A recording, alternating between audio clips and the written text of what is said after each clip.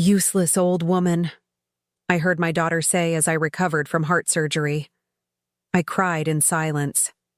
When I got better, I transferred the house to the only one who truly cared for me. I'm glad to have you here. Follow my story until the end and comment the city you're watching from so I can see how far my story has reached. Those words sliced through my heart more painfully than any scalpel ever could. I lay in my hospital bed, pretending to be asleep, as my daughter Celine spoke those words to her husband James. She thought I couldn't hear her, but I did. Every syllable burned into my soul. I'd just undergone heart surgery 3 days ago. Major heart surgery that I almost didn't make it to because no one in my family had time to take me to my doctor's appointments. No one except Tyson, our gardener, of 15 years. It started with chest pains. Nothing dramatic, just a tightness that wouldn't go away. When I mentioned it to Celine during our Sunday dinner, she barely looked up from her phone.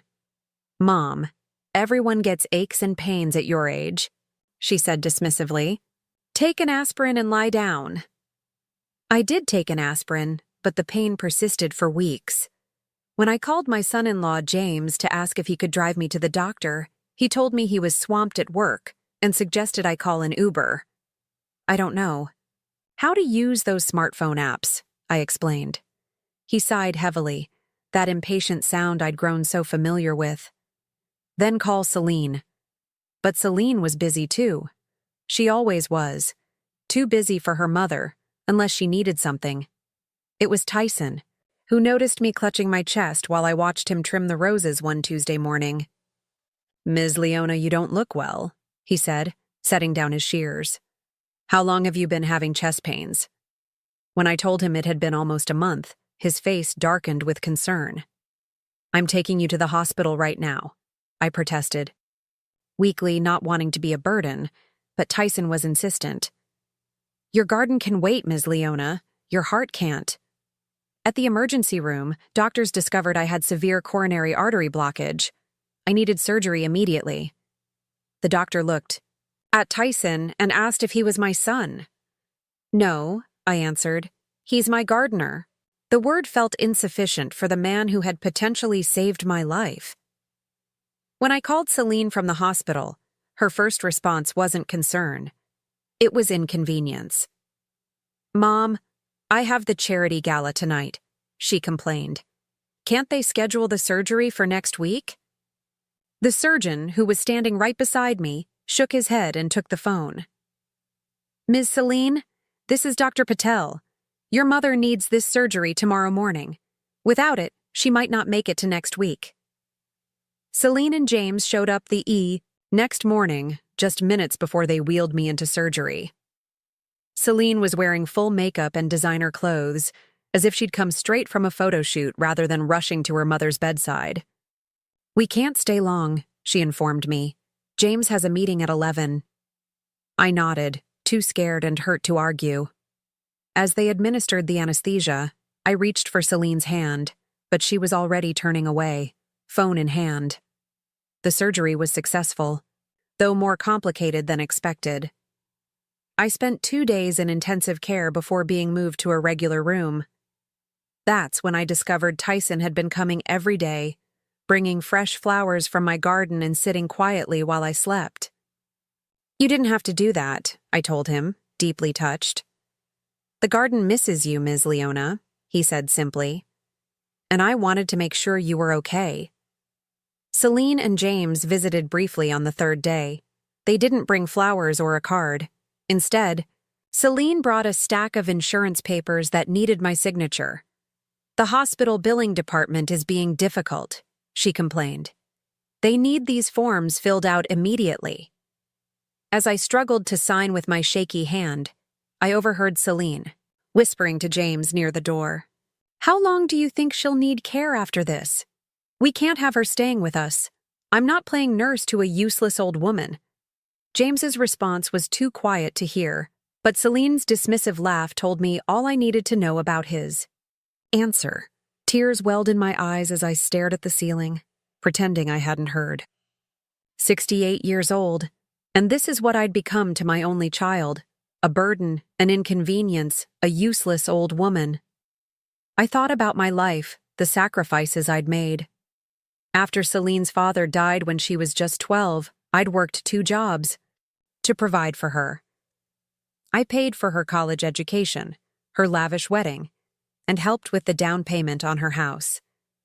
I babysit my grandchildren whenever asked, even when it exhausted me. I'd given everything to my daughter, and in return she saw me as nothing but a nuisance. As I lay there, something hardened inside me, a resolve I hadn't felt in years. Perhaps it was the brush with mortality, or maybe it was finally hearing the unfiltered truth of how my daughter saw me. Either way, I knew things would never be the same. The tears dried on my face as a plan began to form in my mind. I owned my house outright, a beautiful colonial with a garden that had been my solace. After my husband died, it was worth over $1 million in today's market. Celine had always assumed it would be hers one day. But maybe, just maybe, it was time to reconsider what I owed to those who treated me with such callous disregard. When Tyson came back that evening with fresh daisies from my garden, I watched him arrange them carefully in the hospital vase. His hands, rough from years of outdoor work, moved with surprising gentleness. "Tyson," I said quietly, "I think I need to make some changes when I get home." He nodded, his kind eyes meeting mine. "Sometimes, Ms. Leona, that's exactly what a garden needs to thrive again." 2 weeks after my surgery, I sat on my back porch watching Tyson carefully prune the rose bushes. The doctor had advised me to rest, but sitting inside alone with my thoughts had become unbearable. Each day since returning home, memories flooded back. Not in gentle waves, but in painful torrents that left me gasping for breath. "Would you like some iced tea, Tyson?" I called out, needing the distraction of conversation. He set down his clippers and nodded, wiping sweat from his brow. It was mid-July, and the Virginia heat was merciless. As we sat together on the porch, I found myself speaking thoughts I'd kept locked away for years. You know, when Celine was accepted to Georgetown, I sold my wedding ring to help pay her first semester's tuition. Tyson looked up, surprised. "Your husband's ring?" "No, mine." I twisted the bare spot on my finger that still felt empty after all these years. Richard had been gone for 6 years by then. The insurance money was running out, and my teaching salary wasn't enough. I'd never told Celine where that money came from. She'd been too excited about her acceptance letter to notice that my ring was gone. "Did she ever find out?" Tyson asked quietly. I shook my head. I told her it was a special savings account Richard had set up before he died. The lie had come easily then, wrapped in my determination to give my daughter everything, even at my own expense. The memory triggered another, Celine's graduation day. I'd taken 3 buses to get to the ceremony because my car had broken down, arriving sweaty and disheveled just as they called her name. Later, she'd introduced me to her friends' parents with obvious embarrassment, quickly steering conversations away from my teaching job at the public school to focus on her father's former career as an investment banker. She was always ashamed. "Of me," I said aloud, surprised by my own candor. Even before Richard died, I wasn't sophisticated enough, didn't wear the right clothes, didn't have the right connections. Tyson nodded slowly. Some people spend their whole lives looking elsewhere for what's right in front of them. His simple wisdom struck a chord. How many times had Celine called me, not to check on my well-being, but to complain about her husband, or brag about a promotion, or, most commonly, to ask for money? There was the time she needed $15,000 for a kitchen renovation emergency that somehow coincided with her and James's trip to the Maldives. Or when my grandson Lucas needed specialized educational testing that insurance wouldn't cover. Testing, I later discovered, was actually an exclusive summer soccer camp in Europe. Each time, I'd given without question. Each time, Celine's gratitude lasted exactly as long as it took for the check to clear. Last Christmas, I found myself telling Tyson. I spent 3 weeks knitting a blanket for Celine. I couldn't afford the designer bag she wanted, but I thought something handmade would be special. I paused, the memory still raw. She opened it, forced a smile, and it was in the donation pile by New Year's. I saw it when I came to babysit. Tyson's face darkened. "That's not right, Ms. Leona." "No," I agreed. It wasn't. My phone buzzed with a text from Celine. "Need you to watch the kids this weekend. James and I have a couples retreat. Also, could you loan us $5,000? Kitchen renovation ran over budget." "No. How are you feeling?" "No. Is it too soon after your surgery?" Just another demand. I set the phone down without answering, something I'd never done before. "She only calls when she needs something," I said, my voice barely audible. "Money, babysitting, someone to complain to. But when I needed a ride to the doctor..." My voice broke. Tyson waited patiently as I composed myself. "When Richard was alive, things were different," I continued. "He came from money, and his family had connections. Celine adored him, followed him around like a shadow. After the cancer took him, she looked at me like I was a stranger who had invaded her home. I remembered the night I'd found 14-year-old Celine crying in her father's study, clutching his photo. "Why did Dad have to die?" she'd sobbed. "Why couldn't it have been you instead?" The words had cut deep, but I'd chalked it up to grief, pulling my resistant daughter into my arms and promising I'd take care of her forever. And I had kept that promise, hadn't I? Through the rebellious teenage years, the expensive college education, the elaborate wedding, the down payment on her house. Through every crisis and demand, I'd been there, offering whatever I could give: money, time, emotional support. I'd drained my retirement accounts, worked well past when I should have retired, all to ensure Celine had everything she needed. Yet here I was, 68 years old, recovering from heart surgery, and my daughter couldn't spare 10 minutes to drive me to a doctor's appointment. "Do you know what hurts the most, Tyson?" I said, finally giving voice to the thought that had been haunting me since the hospital. "It's not that she called me useless.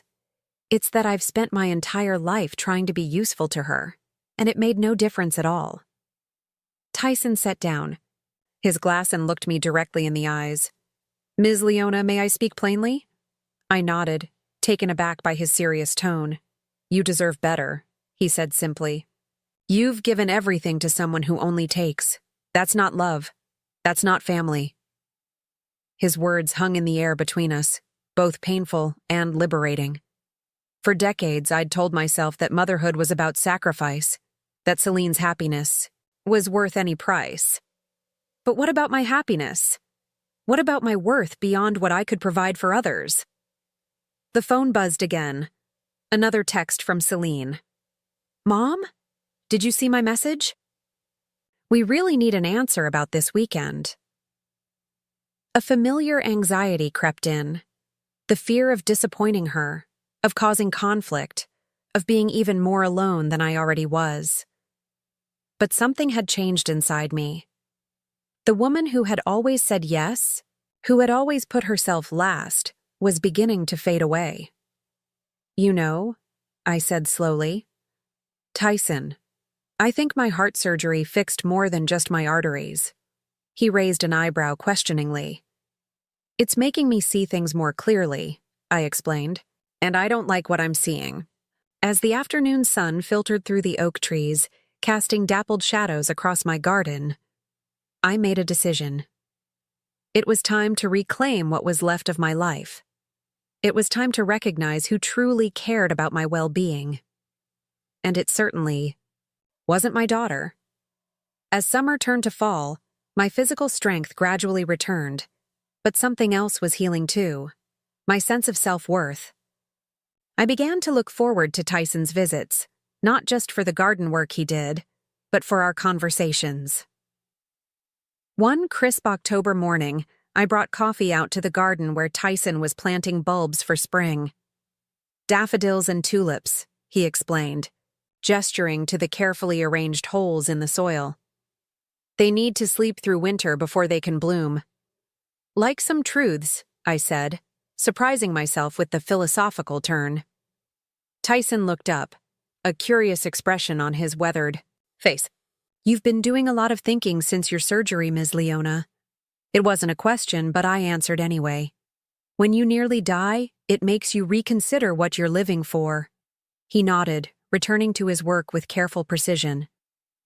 I watched, his hands strong, calloused, yet gentle with the delicate bulbs. Tyson? I asked suddenly. Why did you become a gardener? He paused, sitting back on his heels. For a moment I thought he might deflect the question. Tyson had always been private about his personal life during the 15 years he'd tended my garden. I used to be a nurse, he said finally. Of all the answers I'd imagined, this wasn't one of them. A nurse? He nodded, returning to his planting. For 12 years, worked in the cardiac ward at Virginia Memorial. I tried to picture Tyson in scrubs, instead of his worn jeans and flannel shirts. What happened? He sighed, a sound that carried weight. My wife Elaine. She had multiple sclerosis, diagnosed when our daughter Maya was just 2. He patted soil around a bulb with particular care. The last few years, she needed full-time care. I couldn't work hospital shifts anymore. I'm so sorry, I said, suddenly ashamed of my ignorance. 15 years of employment, and I knew almost nothing about this man's life. Gardening gave me flexible hours, he continued.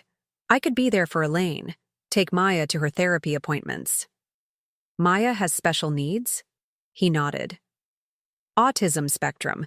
She's brilliant with numbers, but social situations are challenging for her. A proud smile crossed his face.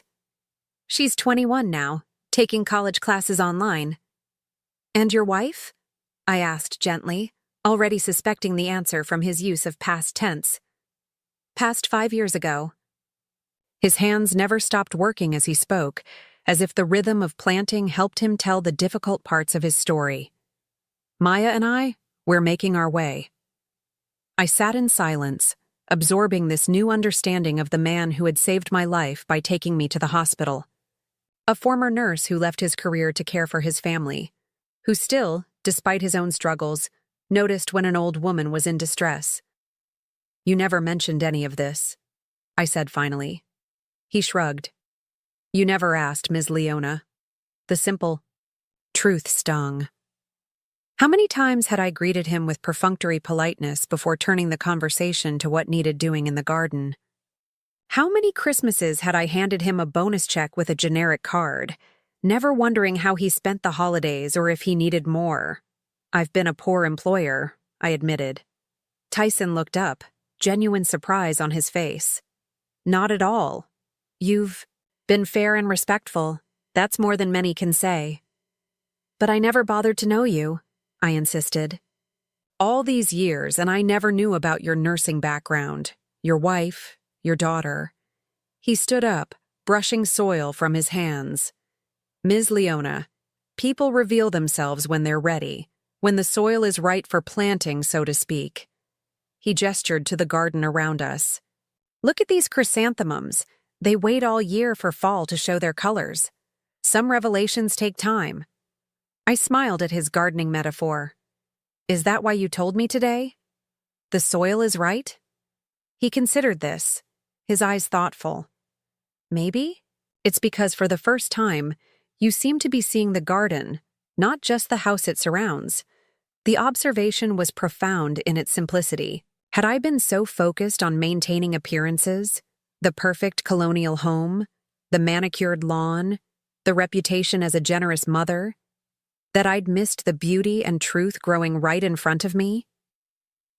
Tell me about Maya, I said, genuinely, wanting to know. What's she studying? Tyson's face lit up in a way I'd never seen before. For the next hour, he told me about his daughter's passion for mathematics, her struggles with the social dynamics of high school, her dream of becoming a data analyst. He showed me photos on his phone, a lovely young woman with her father's thoughtful eyes and a serious expression. "She's had it tough," he said. "But she's the strongest person I know." "She has a good father," I observed. Tyson looked away, but not before I caught the emotion in his eyes. "I just try to do right by her. Some days are harder than others." "Do you live nearby?" I realized I had no idea where he went when he left my property. "Apartment complex on Maple Street," he said. "It's not much, but it's home." I knew the area, modest rentals mostly occupied by service workers and students from the community college. Nothing like the spacious comfort of my 4-bedroom house with its sprawling garden. "Maya likes the quiet there," he added. "Neighbors mostly keep to themselves." As we continued talking, I found myself sharing more about my own life, not just the disappointments with Celine, but memories of Richard, stories from my teaching days, dreams I'd set aside. Tyson listened with genuine interest, asking questions that showed he was truly hearing me. When was the last time anyone had really listened to me like that? By the time he packed up his tools to leave, something had shifted between us. The employer-employee line had blurred into something approaching friendship. "Tyson," I called as he headed toward his truck. "Thank you." He turned, eyebrows raised questioningly. "For taking me to the hospital that day," I clarified. "But also for today, for talking with me." He nodded, a small smile crinkling the corners of his eyes. "Everyone deserves to be heard, Ms. Leona. Everyone." As I watched his truck disappear down the driveway, I thought about his words. Everyone deserves to be heard. Had I ever truly been heard by my own daughter? Had I ever truly heard Tyson before today? My phone chimed with a text from Celine. "Mom, can we borrow your good china for our dinner party next weekend?" No greeting, no inquiry about my health, just another request. For the first time, I saw the pattern with complete clarity, and I knew, with sudden certainty, that it was time for the soil of my life to nurture new growth. The Thanksgiving holiday approached with its usual flurry of expectations. In years past, I would have spent weeks preparing, cleaning every corner of the house, polishing silver that had been in Richard's family for generations, planning an elaborate menu to please Celine and James's sophisticated palates. This year I couldn't summon the energy. Or perhaps, more accurately, I couldn't summon the desire to perform the role of the perfect mother for people who didn't appreciate it. When Celine called to discuss Thanksgiving plans, her voice had that familiar demanding tone I now recognized. "All too well. Mom, we've invited the Hendersons this year. You remember James's boss? I told them about your cornbread stuffing. You'll need to make extra. No, how are you feeling? No, are you up to hosting after your surgery? Just instructions, expectations, demands." "Actually, Celine," I said, my voice steadier than I expected, "I'm not sure I'm up to hosting this year. The doctor says I need to avoid stress." The silence on the other end was profound. Then, "But we always have Thanksgiving at your house." "I know, but..." "Mom, the Hendersons are expecting it. James needs to make a good impression. You can't just cancel Thanksgiving." I closed my eyes, feeling the familiar pressure building, the guilt, the obligation, the fear of disappointing her. "I'm not canceling Thanksgiving," I clarified. "I'm just saying I can't host it this year." "Well, my kitchen is too small," she objected immediately. "And we've already sent out invitations with your address." Of course they had, without asking me first. "You sent invitations to my house without checking if I was well enough to host?" Celine's sigh was theatrical. "Mom, don't be dramatic. It's just dinner. You sit around most days anyway." "What's the difference?" The casual cruelty of her words struck me like a physical blow. Just dinner. As if the days of preparation, the expense, the physical toll of cooking and cleaning meant nothing. You sit around most days anyway. As if my recovery from major heart surgery was some kind of vacation. The difference, I said carefully, is that I nearly died 2 months ago, Celine. My heart stopped on the operating table. Twice. Oh, here we go, she muttered, using your surgery to guilt-trip me again. I fell silent, too stunned to respond. Using my surgery to guilt-trip her? When had I ever done that? If anything, I'd downplayed my condition to avoid being a burden. Look, she continued, her voice taking on that falsely patient tone she used when she thought I was being difficult. If you're really not up to cooking, I can have it catered. You just need to clean the house and set the table. James will cover. The cost, consider it an early Christmas present. An early Christmas present. As if allowing me to not cook in my own home after major surgery was some kind of generous gift. Something snapped inside me, not with the dramatic flare of anger, but with the quiet finality of a thread that had been strained too long. No, I said. No what? No, I won't be hosting Thanksgiving. If you've already sent out invitations, you'll need to contact everyone and change the venue. Mom, Celine's voice rose in indignation. You can't be serious. Where are we supposed to go? A restaurant on Thanksgiving? That's not my problem, I said, surprising myself with my firmness. You made plans involving my home without consulting me. Now you need to make new plans. I don't believe this, she sputtered. After everything we've done for you, I cut her off. Something I'd never done before. What exactly have you done for me, Celine? Did you take me to my doctor's appointments? Did you visit me regularly in the hospital? Have you helped with my recovery in any way? The silence that followed was answer enough. I thought so, I said quietly. I'll be spending Thanksgiving with friends this year. You're welcome to join us, but I won't be hosting at my house. Friends? She sounded genuinely confused. What friends? The question stung, though it shouldn't have surprised me. In Celine's mind, I existed only in relation to her. Mother, babysitter, bank account. The idea that I might have relationships outside of our family seemed incomprehensible to her. Goodbye, Celine, I said, ending the call before she could respond. My hands were shaking as I set down the phone. I'd never stood up to my daughter like that before. The rush of anxiety was immediate. Had I gone too far? Would she forgive me? Was I ruining our relationship? But beneath the anxiety was something else, a sense of rightness, of boundaries finally established, of self-respect reclaimed. I made a cup of tea and carried it out to the back porch. The November air was crisp, but the afternoon sun provided enough warmth to make it pleasant. The garden was transitioning to its winter rest, but Tyson had left it neat and prepared for spring's eventual return. My phone rang again, Celine, no doubt, calling to continue the argument. I silenced it without looking. Instead, I pulled out a notebook and pen. If I was going to reclaim my life, I needed to be methodical about it. The teacher in me appreciated a good plan. At the top of the page, I wrote, "What do I want the rest of my life to look like?" The question was both terrifying and exhilarating.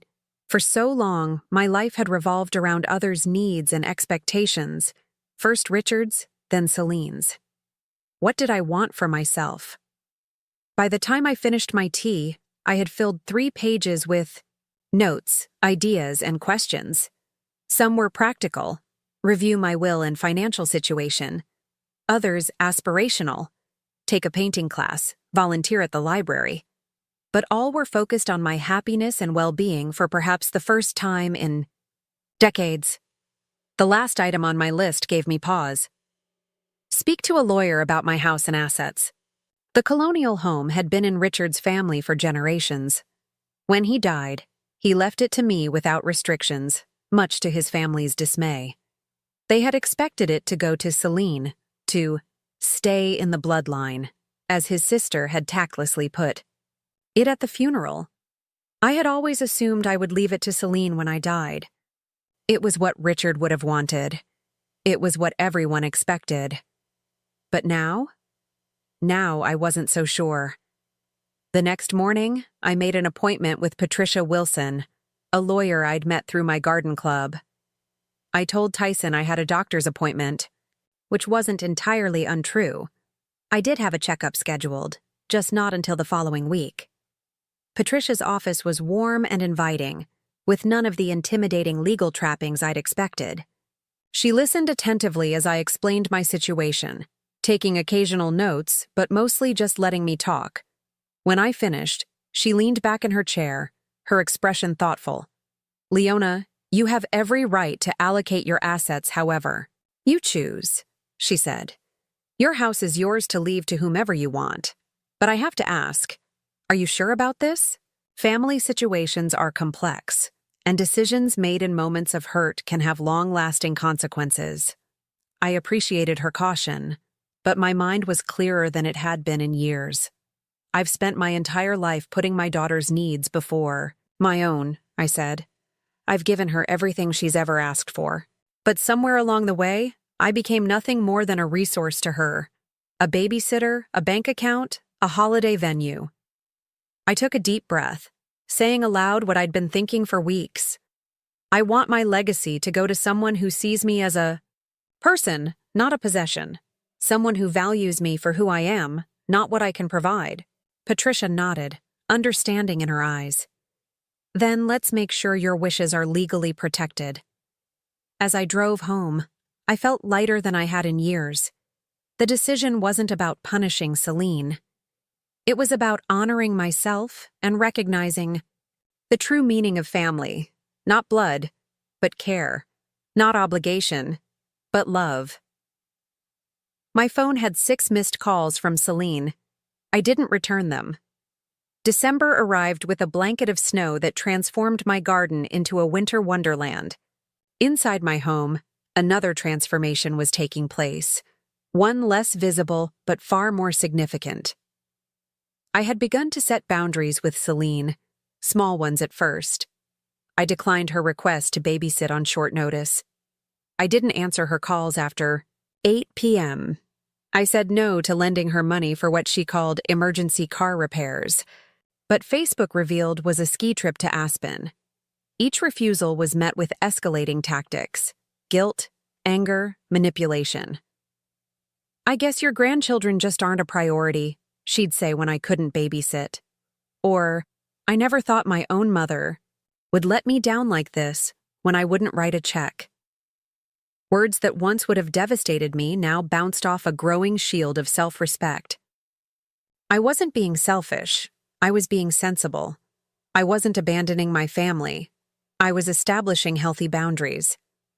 But Celine wasn't used to hearing no from me, and her behavior grew increasingly desperate. The week before Christmas, she showed up unannounced at my door, her expression a practiced mask of concern.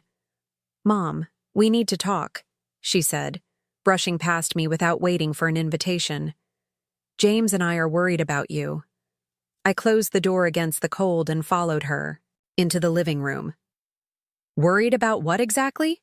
She made a show of looking around the house, as if searching for evidence. "You've been acting strange lately, distant, refusing to help with the kids, not returning our calls promptly." She turned to face me, her expression serious. "We're concerned you might be experiencing cognitive decline." The accusation was so unexpected, so calculated, that I actually laughed. "Cognitive decline? Because I've stopped doing everything you ask the moment you ask it?" Her eyes narrowed slightly. "It's not funny, Mom. After your heart surgery, it would be perfectly normal to experience some changes. James and I were discussing it, and we think it might be time to consider assisted living. So that was their game. If they couldn't control me, they'd try to convince me I was incompetent." "My doctor says I'm recovering remarkably well," I replied calmly. "In fact, he says my health has improved significantly since I've been reducing stress in my life." Selena's facade of concern slipped a little. "What's that supposed to mean?" "It means I'm fine, Celine. Better than fine. I'm finally taking care of myself instead of everyone else." She stared at me, clearly thrown by my composure. This wasn't how our confrontations usually went. Typically, I would be apologizing by now, eager to smooth things over, to be the mother she wanted me to be. "This isn't like you," she said finally. "No," I agreed. "It's not like the me you're used to.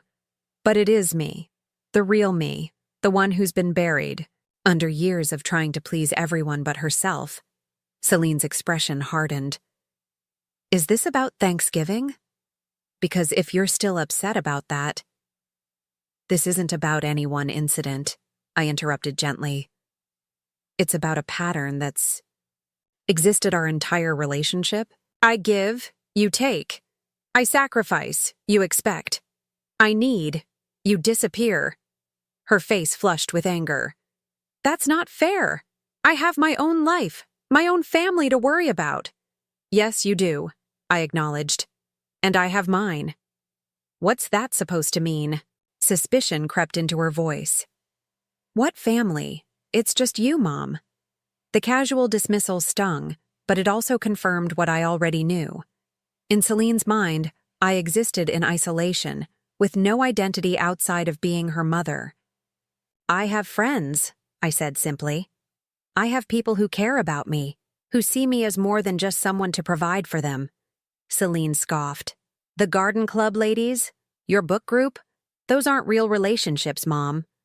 I thought about Tyson, about our conversations over tea in the garden, about how he'd noticed my chest pains when my own daughter hadn't, about how he'd driven me to every follow-up appointment without being asked, just because he cared.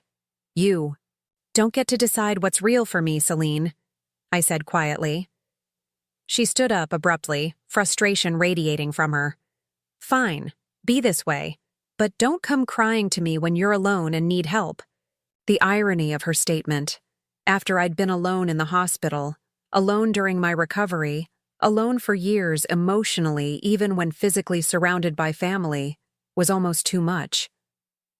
"I won't," I promised. After she left, slamming the door hard, enough to rattle the Christmas wreath, I sat in the quiet of my living room and realized something remarkable. I felt peaceful. Not guilty, not anxious, not desperate to call her back and apologize. Just calm. The transformation wasn't just in how I dealt with Celine. It was in every aspect of my life. I'd joined a water aerobics class for seniors at the community center. I'd volunteered to read to children at the library. I'd reconnected with old colleagues from my teaching days. And I'd developed a genuine friendship with Tyson. Our conversations had evolved beyond gardening and weather to books, music, politics, and personal philosophies. He'd invited me to attend Maya's winter concert at the community college, where she played violin in the orchestra despite her social anxiety. I'd sat next to Tyson, watching his face glow with pride as his daughter performed, and felt more like family in that moment than I had with Celine in years. The holidays passed quietly. Celine extended a perfunctory invitation to Christmas dinner at her house, which I politely declined, explaining I had other plans. I spent Christmas Eve at a community dinner for seniors, where I played the piano and led carols.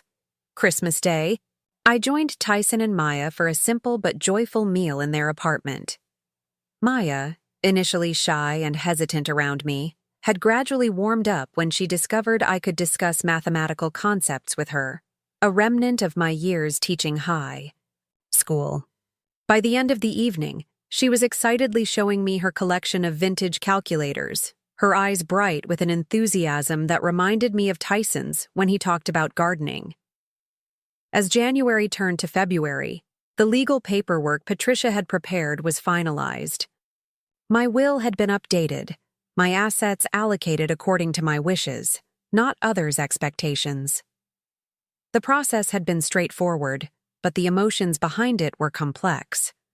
I wasn't disinheriting Celine out of spite.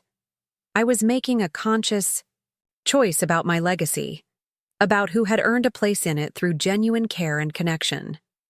Celine continued her campaign of manipulation, alternating between angry accusations and brief periods of sweetness when she needed something.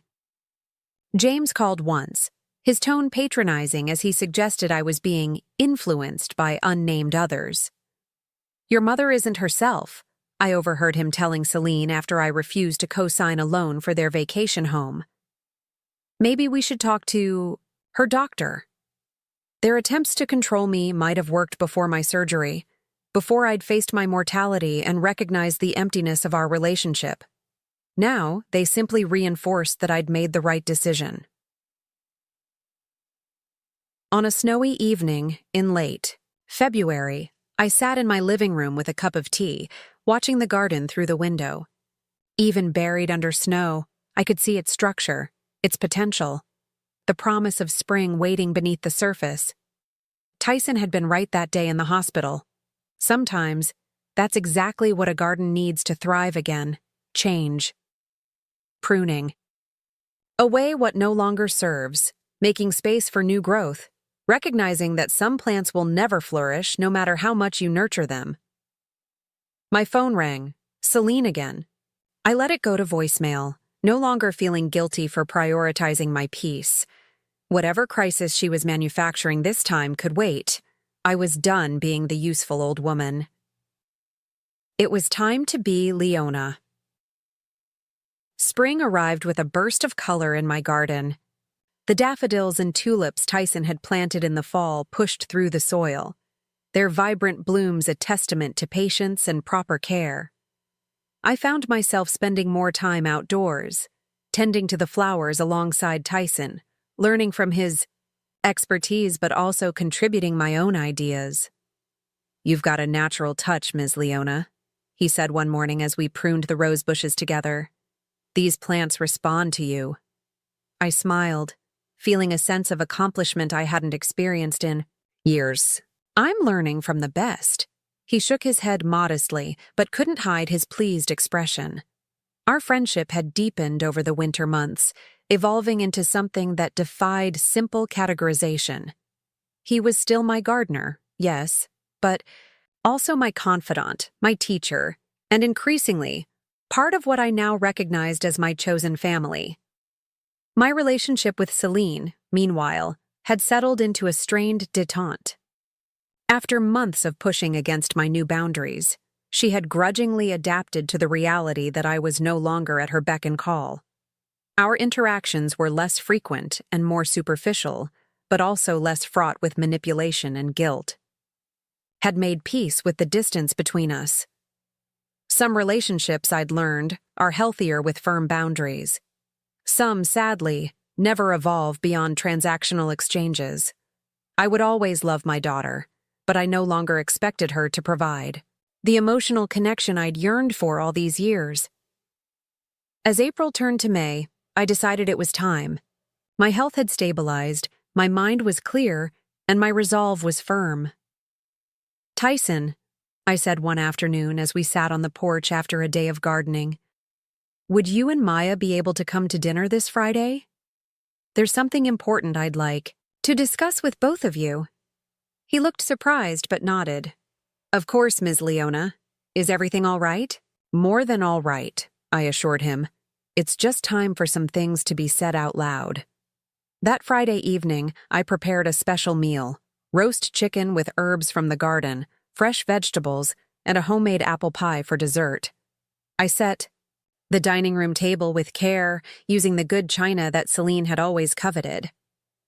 When Tyson and Maya arrived, both dressed a little more formally than usual, I felt a surge of affection for them.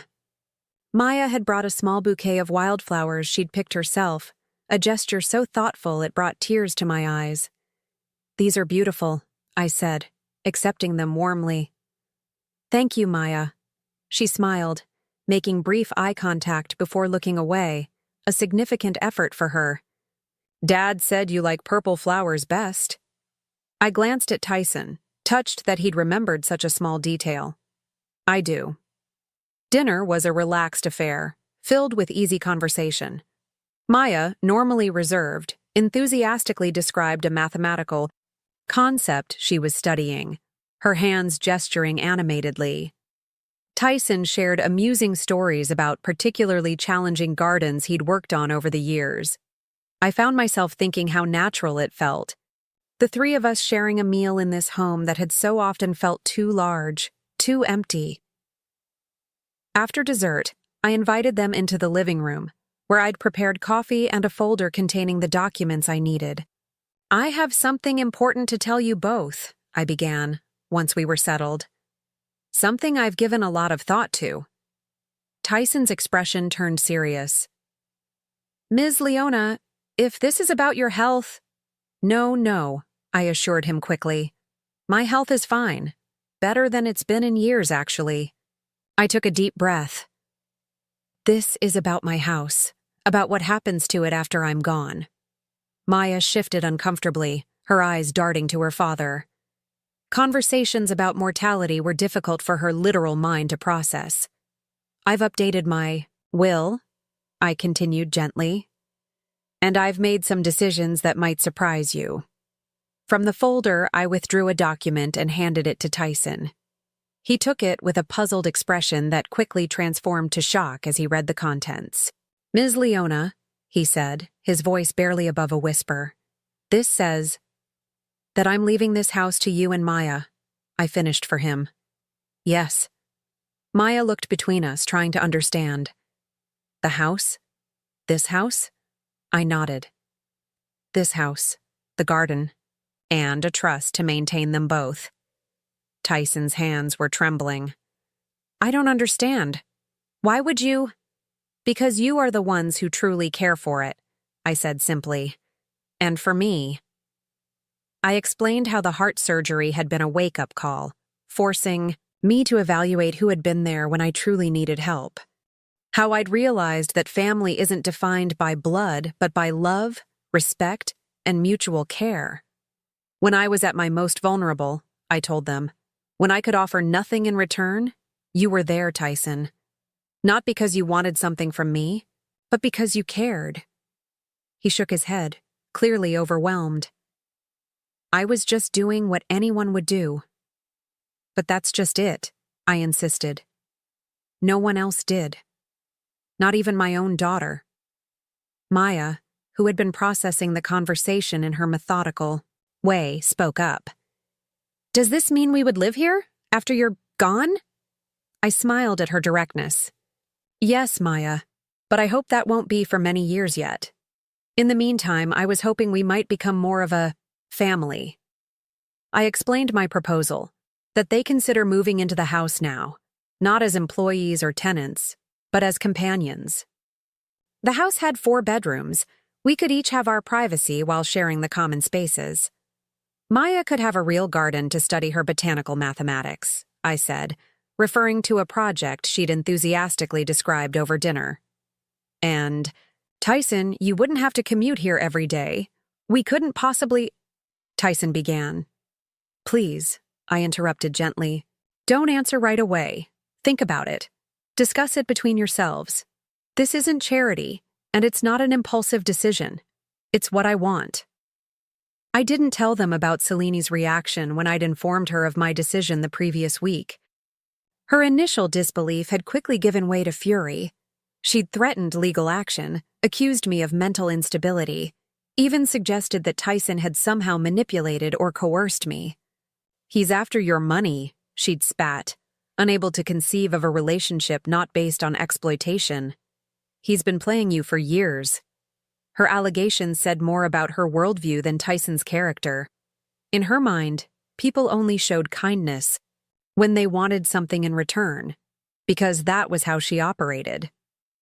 When I calmly informed her that the will had been properly executed, with my mental competence verified by 2 independent physicians, her tactics had shifted from anger to bargaining.